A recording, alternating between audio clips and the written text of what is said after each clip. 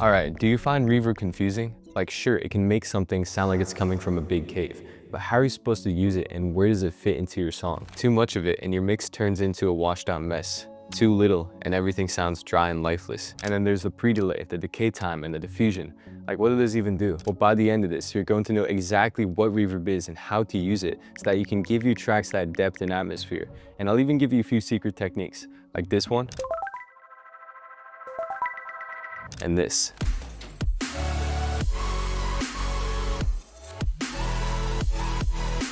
But anyway, let's get into it. Okay, so let's start this out with a question. What is reverb? That's a terrible question mark, but reverb is the natural echo that occurs when sound bounces off surfaces in a space. So if I draw something here, when you make a sound in a room, right? This is the room. And this is supposed to be you, like yelling or something like that. This is of course going to start reflecting and bouncing off all of the surfaces of the room. So the walls, the ceiling, the floor, etc. Which of course reflects back towards you and it creates the sense of depth. And you might be like, well, what about reverb plugins? Well, reverb plugins just simulate this effect digitally. Why would you want to use this in music production? There's a ton of reasons. In music production, we can use this to create a sense of depth and atmosphere and make a sound less dry and flat. So if I raise this beautiful drawing here, you might have heard the term mixing in 3D.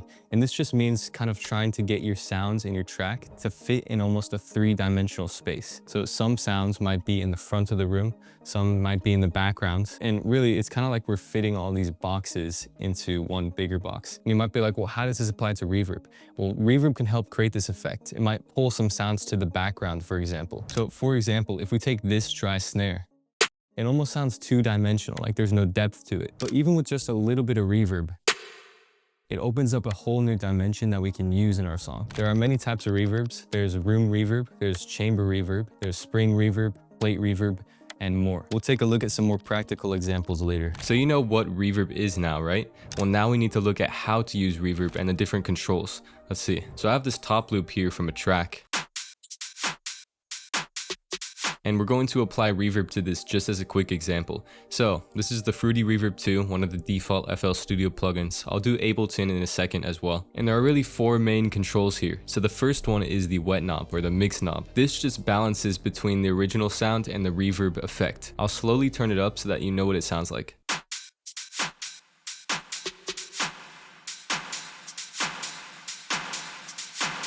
You can hear that the reverb gets more intense as we raise it up. The next main control is the decay, which is just how long the reverb is. So if we turn it all the way down, just a super short reverb, right? If we turn it all the way up, it's gonna last a lot longer before it fades out. The third main parameter is the pre-delay. This is just the gap between the original sound and when the reverb starts playing. So if we turn it up here, you can hear that it gets delayed by a few milliseconds. If we turn it all the way up, it takes a whole second for the reverb to actually start playing. And you might be like, well, why would I want to use this? Sometimes you might want to separate your reverb from your sounds just a little bit. For example, if you have a snare that has some reverb on it and that reverb is washing it out a little bit too much, you can use the pre-delay to kind of separate that initial transient from it, and therefore it might sound a lot more clean. The final parameter is just the size here. So this is how big or small the reverb is. I'll play it and then slowly increase the size so you can hear the difference.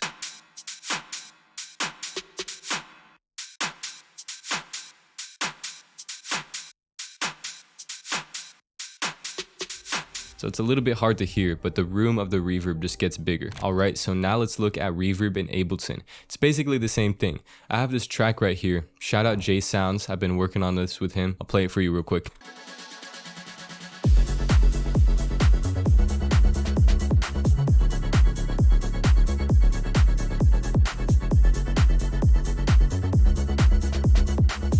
Anyway, we're going to apply the Ableton stock reverb once again to the top loop, and it's basically the same thing, but with a few different parameters. But if we look here, we have the dry wet knob, we have the decay, the size, the pre-delay. One thing I forgot to cover is the high and low cut of the reverb. The FL Studio Reverb has this as well, and it's where you can EQ the actual reverb itself and not the original sound. If we turn on low cut, for example,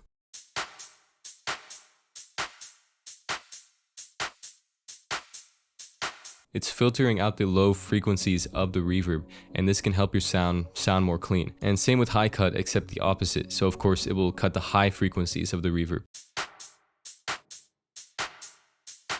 So you can adjust these depending on how you want your reverb to fit into the track and how bright you want it to be, the color and character that you want it to have, etc. It's basically an EQ for the reverb. And if you're confused on what an EQ is, go check this video. And for these extra parameters over here, the reflect, for example, this just controls the early reflections of the reverb, like the early sound wave bounces in the room, basically. Turn it up and it will sound a lot more roomy.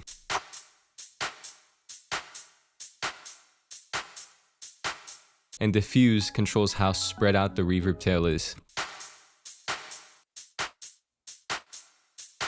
These also come with their own EQ and additional controls, which I'll probably cover in a different video just because I want to keep this as simple as possible. But anyway, you might be like, well, why does this reverb have the diffusion and the reflection controls and the FL Studio one has none of that? But if we drag in a Valhalla vintage verb, it has all these different random controls like early, what does that mean? Or late, or depth, or bass multi. Covering all of these in depth would probably take a whole new video, so I might make a more detailed version in the future, but for now I'm just going to keep it simple. All reverb plugins are going to be different. Try experimenting with them, playing around with them, and just seeing what each parameter does. Maybe even reading the manual that it comes with. So you know what reverb is, you know how to use it, and now it's a matter of where and when do we use it. Of course, as I mentioned before, we can use reverb to fill up space in a track as well as add some atmosphere and some depth to it. It can even be used to kind of glue sounds together and also create some special effects, which we'll look at later. But anyway, let's look at some practical examples in DAW. For our first example here, I got this collab that I'm working on with a few people, and we made this pretty rough intro with the bass and a pad. I'll play it for you real quick.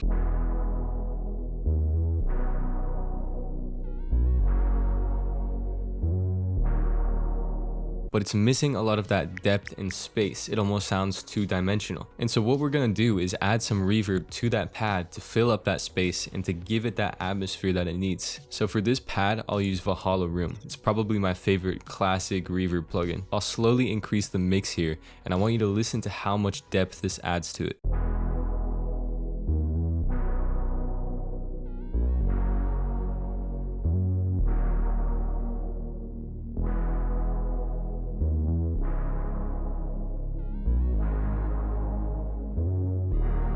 So we probably don't want it all the way to 100%, but probably somewhere around here.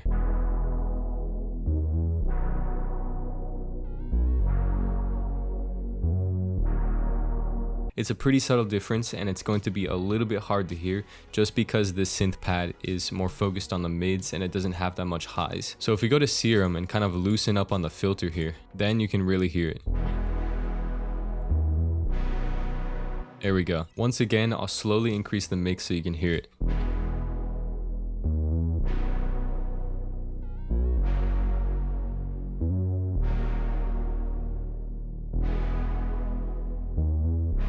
So, like I said, we just want a little bit more depth and atmosphere.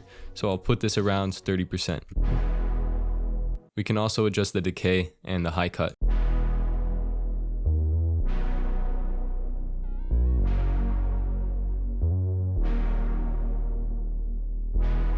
Another example would be this beautiful piano melody that we made. Listen to this.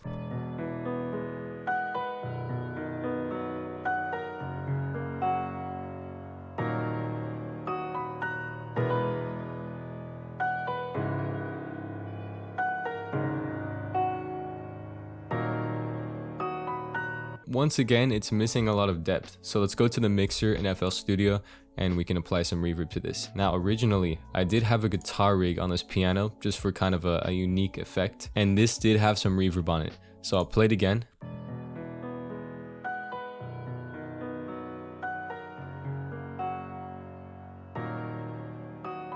Adds a little bit more depth and character to it. I think it has some distortion on it as well. And maybe let's try Fruity Reverb just for a little bit more depth. Now, I was never a huge fan of this plugin just because it sounds a little bit cheap in my opinion, but we can go with it for now.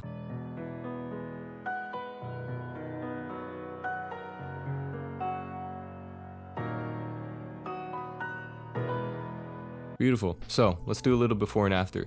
If we take these off,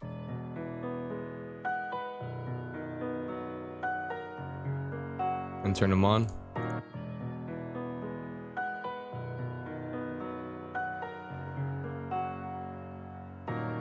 Pretty subtle difference, but adds that atmosphere and that depth to it. All right, let's look at another example. So I have this older project from a few years ago.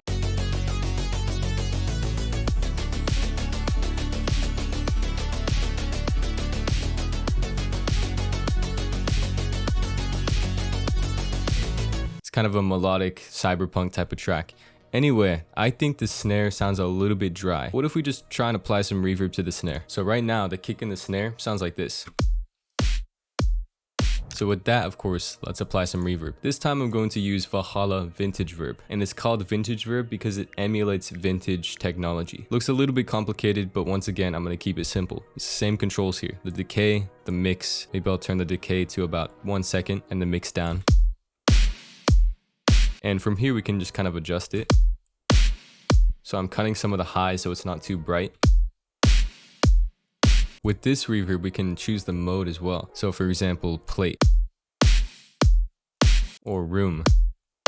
Anyway, I'm gonna stick with these settings here, except maybe change the color. So I'll change it to now. And this is the more modern sounding reverb. It's a lot more bright. So we can do a little before and after here.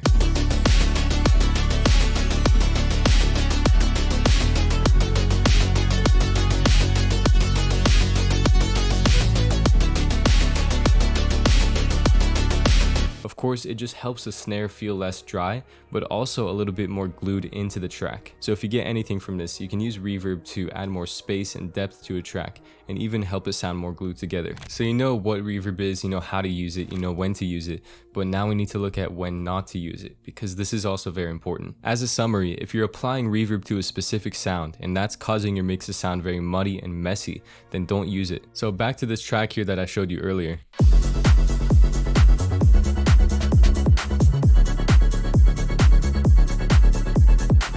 There's a lot of reverb going on, especially in these more high frequency sounds like the vocal chop. But that's okay, it's not messing with the mix. The most common example of when not to use reverb is on the kick and the bass. Let me show you. If we just apply reverb to the kick on the default settings as well as the bass, listen to how it sounds.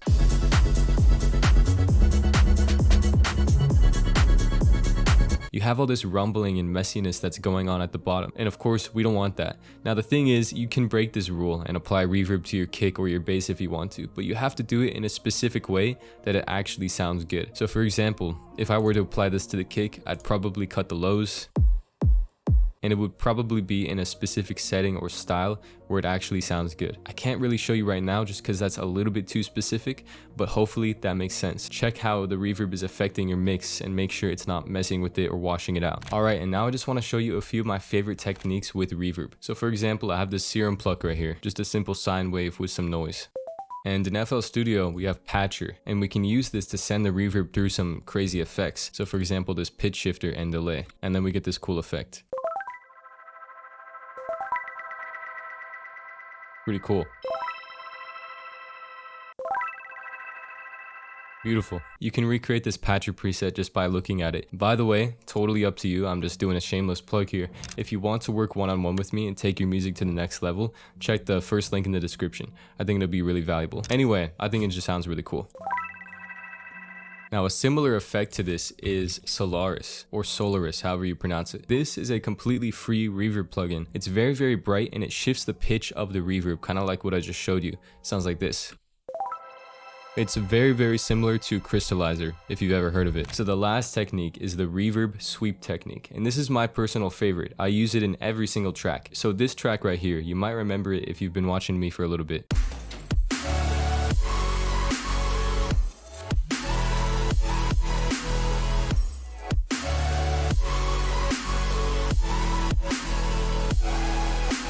Specifically on these saw chords here, I'm automating the reverb to create these really cool sweeps. This is what it sounds like. Right here. And you might be like, well, how are you doing that? This is how. All I'm doing is taking the Fruity Reverb 2, turning the decay all the way up, and automating the wet.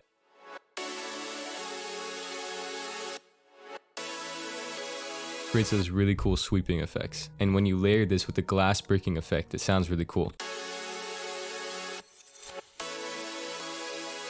Really hope you enjoyed this video and hopefully it kind of cleared up some things about reverb. I really just wanted to make a very simple like crash course on reverb. If you want to, please subscribe. It would help me retire my parents. And also if you want to, check the first link in the description if you want to take your music to the next level. Anyway, I'll see you in the next one. Peace.